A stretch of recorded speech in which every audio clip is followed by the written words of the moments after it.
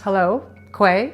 My name's Jolene Johnson. I'm the founder of Wabanaki Maple. Our company is based here in my community of Neqotkuk First Nation. We are situated in the Wolastoqey territories here in northern New Brunswick. Our community is part of the Wabanaki Confederacy. You could say that my story actually began approximately 26 years ago when I actually moved back to my community and reconnected myself. You know, I was raised in non-Indigenous communities, so moving back to community from living in non-Indigenous for most of my life was a huge transition. We lost a lot of our culture. You know, Dad joined the Navy, we moved to Nova Scotia. And even though we spent summers and weekends and holidays and everything here, that culture was lost to us. The culture, that was the huge piece that was missing in my life. Embracing what I was learning. We didn't get back into that until they reinstated my grandmother sometime in the 80s, I believe. It was right around 85. Yeah, with her status, and then it went to Dad's generation, and then it was like several years later before they reinstated us. That was so unfair, because we lost so much. Wabanaki, first off, was inspired by our roots. What it means to me is it's the connectedness between land and our history, our culture, and community.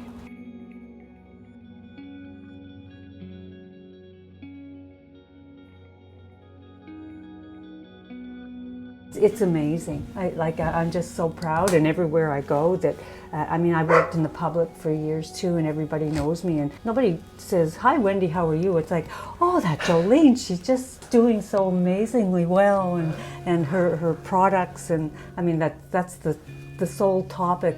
I didn't imagine that when I started it, how fast it would grow, that we're nationally recognized. We have our products located all throughout Canada, in every province basically. I'd guesstimate now we're probably over the 350 retail store mark and still growing.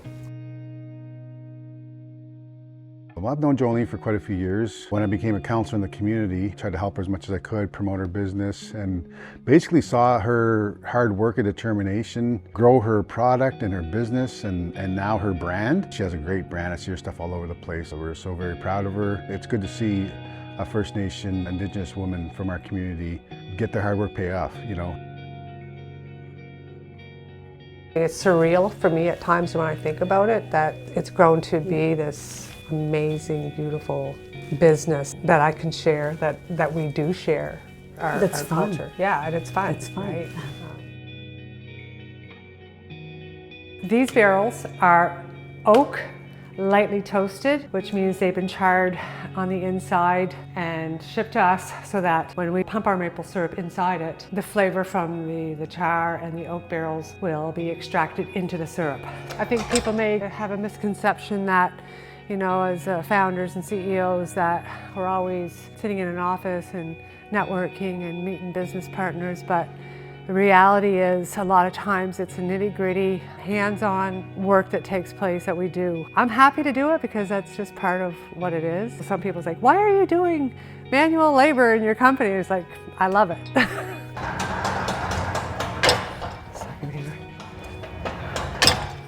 I'm not great at steering. But. So, FYI, each one of these barrels, when they're filled with syrup, it actually weighs over 500 pounds. So we got about 1,000 pounds on this lift right now.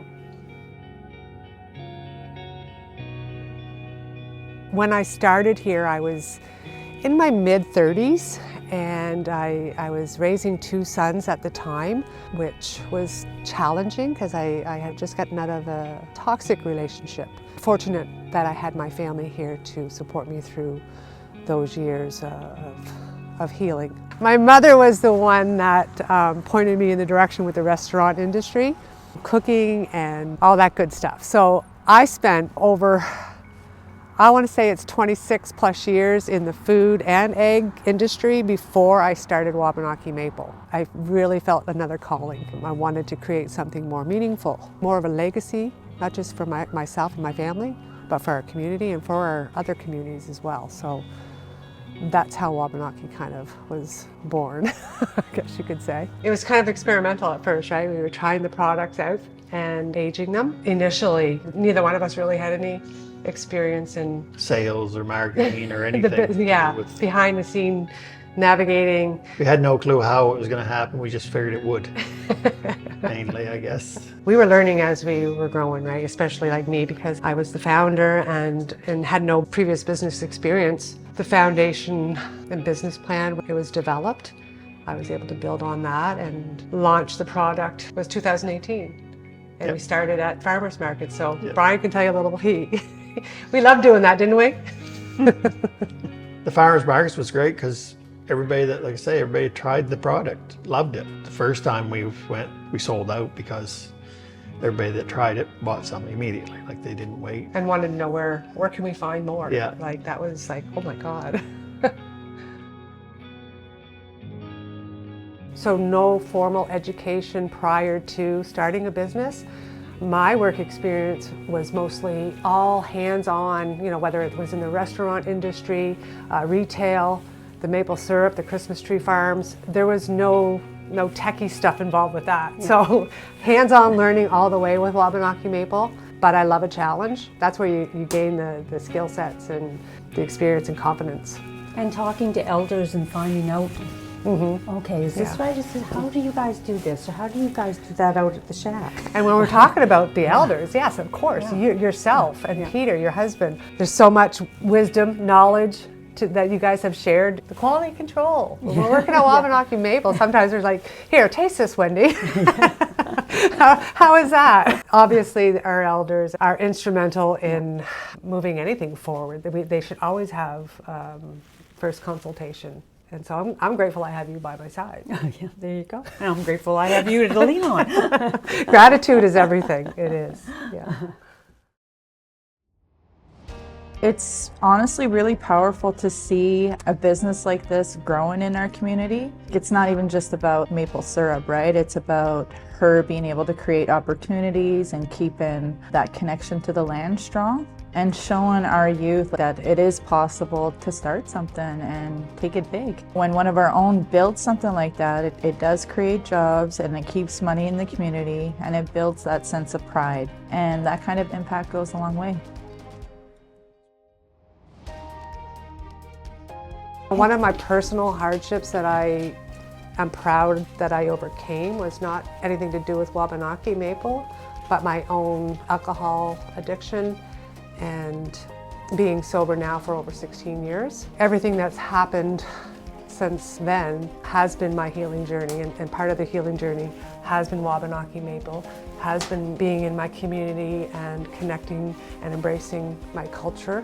I hope that those words can inspire anyone else who may be doubting themselves or struggling with an addiction or any kind of, you know. There's a little bit of a shame that you carry with you because you think that you're a weak person, but in hindsight you see how strong you really were. As CEO of Wabanaki Maple, it's truly been a privilege to be connected and supported with NCIF.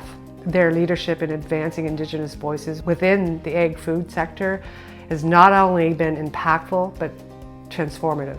Through their commitment to the advocacy, relationship building, and business development, they're helping to create space for Indigenous entrepreneurs to grow sustainably and successfully. I am truly grateful for the work that they are doing. It's moving our communities forward in a positive way, and I'm proud to be a part of that.